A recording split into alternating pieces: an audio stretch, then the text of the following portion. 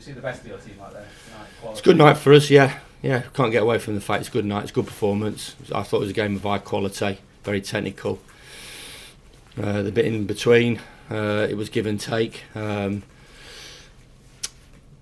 Obviously, the goals will be talked about, and quite rightly so.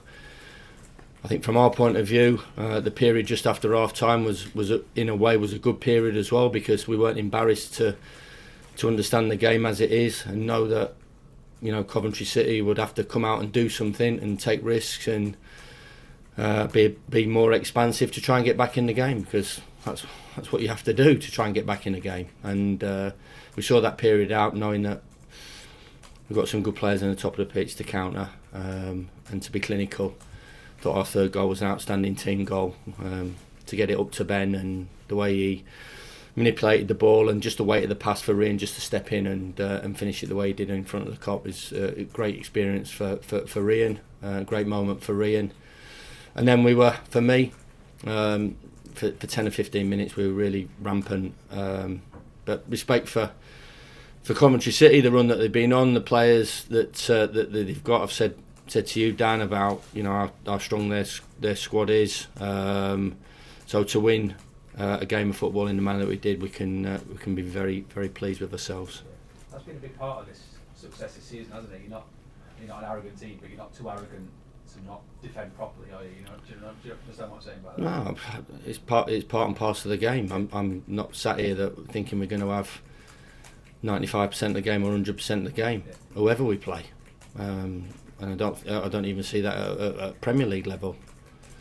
Teams will have part of the game, and it's how you deal with it and how you handle it, and how you sort of try and see it out. I think with the players that we have that ability to go in it. And you see Premier League teams, they give the ball up, and teams take chances and risks, and all of a sudden other teams off their back counter and pace and ability and quality and put you to bed. So the third goal was a big goal for us. As I said, they had a little bit of the ball. Grimes had more of the ball than we would have liked, but we changed that around. We put a little bit more energy around him in terms of the introduction of Tom and Callum after Ryan and Tyrese had set the game up for us. And I'm a bit disappointed with the third with the goal. Disappointed with that, but the aim and the object of the night was to win the game of football against a very, very consistent, strong squad, well managed and well coached, and we've managed to do that. We talked yesterday about Gustavo, didn't we? He's a joker footballer, isn't he? Yeah, he's. I thought he'd come alive tonight, and you need all your players to come alive, but I thought Gus was electric at times, and he showed why he's one of the best players in the division. But that period, as I said, where the two centre halves were really good tonight. Adji Wright has been on fire, so I think Robbo and El wrapped him up. The two fullbacks, Femi didn't get off to a great start, but I thought it's similar to the Sheffield Wednesday game, but his character and his personality got himself back into a game, which he did. And Harrison was good against the boy off the right as well. So we defended well. The shape of the team was good, and our play at times was really good and crisp, and delighted to win a big game of football. I'll touch about Tyrese. That's now his first time he scored 10 in the season. If you were to put your finger on it, what is it that you've sort of done to unlock that? Because we know he had potential, but what is it about coming here that sort of alive a little bit? We help. In everything we do as a football club, whether it's from a tactical point of view or a shape point of view or the individual stuff that we do, we just do to help the players, as long as they've got the right attitude and they want to listen and they want to improve their game. But the boys have got to do it themselves. And Tyrese is prepared. I think it was an important part of his career. I don't think, without being disrespectful, that maybe he knew he had to step up. He's had some injury problems, so we've kept him fit and healthy, apart from a little period where he was out the team. And He's looking sharp and strong. His link-up play is good. He runs down the side. He gives us a threat, a one-ball threat, and his finish yet again is an outstanding one. Yeah, you touched on Rian there, a nice moment at Bramall in front of the Cop for him, 2-2 now. In that number 10 role, it's a good option there, isn't it? Is that perhaps where you see him as an option long term? Yeah, he can play 9, but we feel that's his position. He's got to be smart. If teams are on the halfway line, he's got to be able to spin and run down the side. And if teams are deep, he finds pockets, and he's an intelligent footballer. He's strong. He links the play, and he's keeping some good players out. You know, Callum was extremely unfortunate to be not starting. You know, I've got Kiefer Moore, Tom Cannon absolutely banging the door down, and other players right the way through. But we felt it was right for Ian to start the game because of what he did and sort of the level that he's stepped forward. I talked to you, Dan, the other day about, you know, don't underestimate the importance of that goal, with scoring a winner in a local derby. I'm not name checking the other team, but I'm just saying that to score a big goal, the belief and the confidence that it can give him and the team, and we've certainly took it up another level from that win. It's funny for me, you found Hamza eventually. We found Hamza, yeah. I don't know who found him, but we ended up finding him. Yeah. But some effort that, wasn't it, to play 88 minutes after He's not trained. Yeah. He's not done anything from a tactical point of view. It's all been done remotely. He landed late last night. He's come in this morning, and we've given him a quick MOT and a rub down, and we've chucked him out there. As I said, I thought 2 centre halves.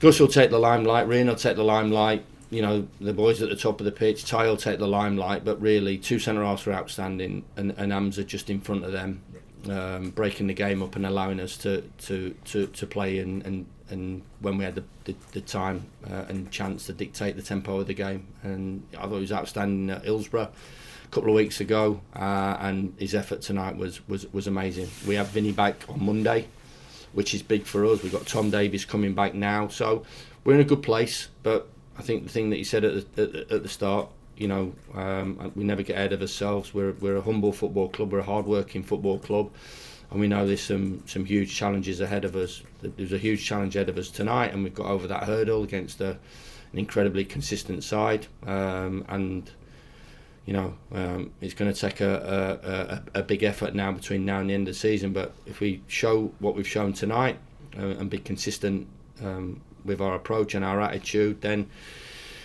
we feel we can win some games of football. Cheers, Dan. Chris, can I just ask you about the point deduction, because you always make a point of giving your correct points total, understandably, you know, your real points total before the deduction. And obviously that was nothing to do with you. It's 2 years old. Most of these players weren't even here then when it happened. But have you used that at all as a sort of motivation? Did you discuss it when it happened at the start of the season, or have you just sort of ignored it and parked it? Only every opportunity. Right. If you'd have been sat in here, if you'd have been him. No, it isn't. No, it isn't. No, it isn't. Listen, it's, you know, we've the points total that got us out of the division in my first period here at 18-19 was 89. I'd be absolutely delighted if we were thinking that we need another 4 points to get us out of the division right at this particular moment, but it ain't going to be that way. And I don't see any of the teams at the top of the division slipping up or changing their attitude or their approach or their consistency, so we're going to have to show the same qualities that we have done right the way through the season. Can I just ask you one on Rian, Chris? That's the first time he's scored in consecutive games actually with Sheffield. Can you see him kicking on goals-wise? Well, yeah, he was a goal scorer. You know, he came to the club as a goal scorer. He didn't want to be injured. He didn't want to come in. I keep saying he didn't want to come in at 9 o'clock and leave at 5 o'clock and watch his team contribute why he hasn't been able to. No player wants to be injured, especially that boy, because I know his character and his personality. He's such a genuine kid, and you can see the affection, the love that the staff and the players have for him. And you know, tonight was a big night for Rian, obviously off the back of scoring the winner a couple of weeks ago. For him to get another goal is great. He was, you know, highly rated, and a lot of clubs were in the mix for him.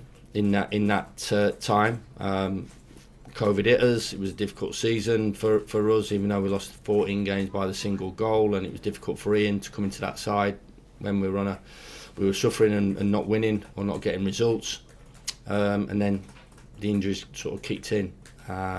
So for him to recover from that, showing the desire, the attitude, the professionalism, and whatever he's shown to get himself back fit, we're just praying and hoping that he can stay healthy and fit, because he's, I always thought he was going to be a big player for us, and we need him to contribute, which he is at the moment.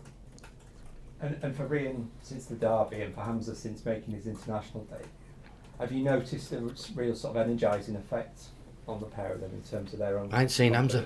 Well, so really quite fair enough. Honestly, I haven't seen Hamza. Last time I saw him was walking out of Hillsborough a couple of weeks ago, and tonight about 6 o'clock.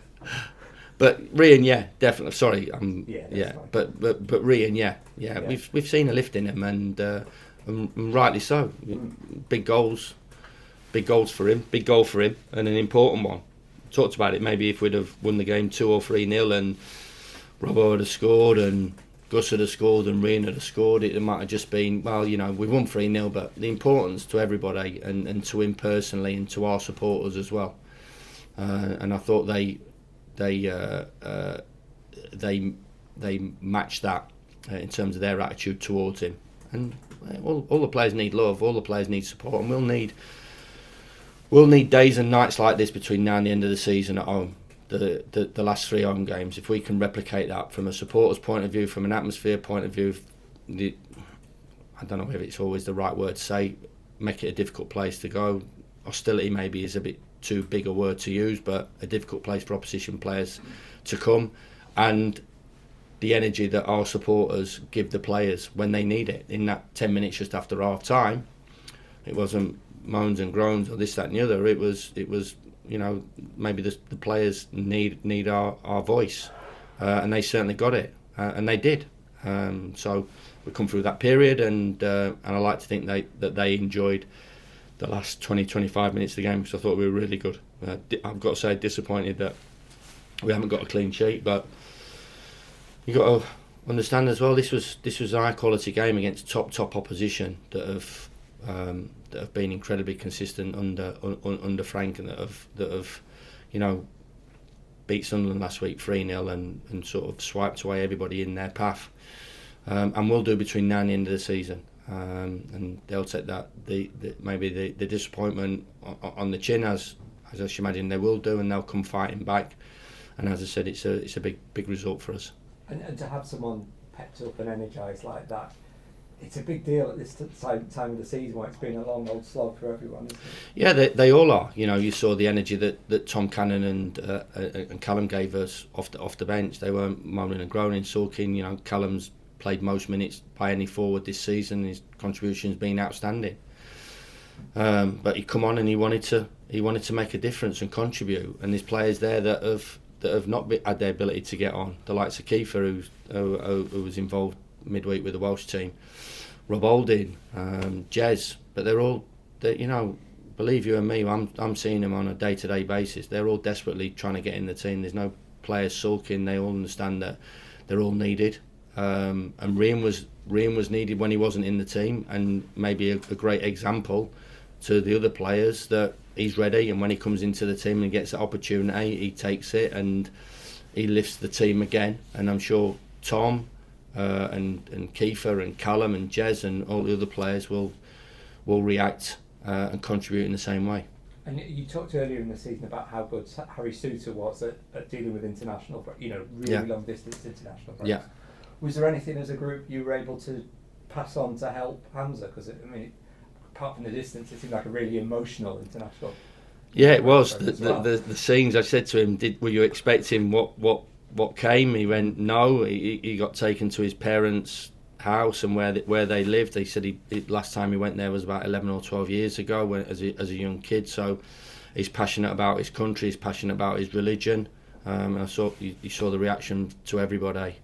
That everybody gave him. So there's a lot from a mentality point of view that he's had to deal with and get through, because I should imagine it's quite energy sapping for him mentally as well as physically and the journey, and then the game as well. You know, a tight game of football where he's helped his team get a result against, you know, quality opposition, better opposition than maybe the Bangladeshi national side was, but he's inspired them, and he's I thought he was outstanding against Sheffield Wednesday, and tonight he deserved every bit of appreciation that he got from our supporters.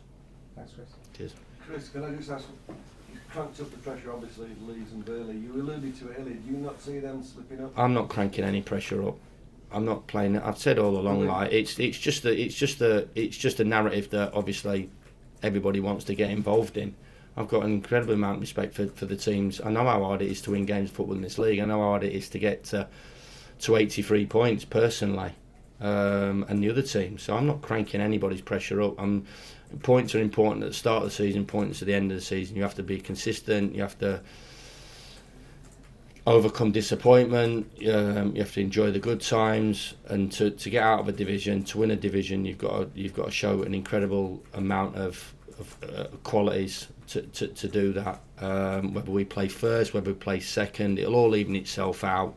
It's how you deal with what's in front of you, and we've dealt with a really difficult opposition, consistent opposition tonight, and no doubt the other two teams will have the bit between the teeth going over the next game or two, and it'll be the same right away through. And if we make it, great, and if we don't, then we reset and try and go again.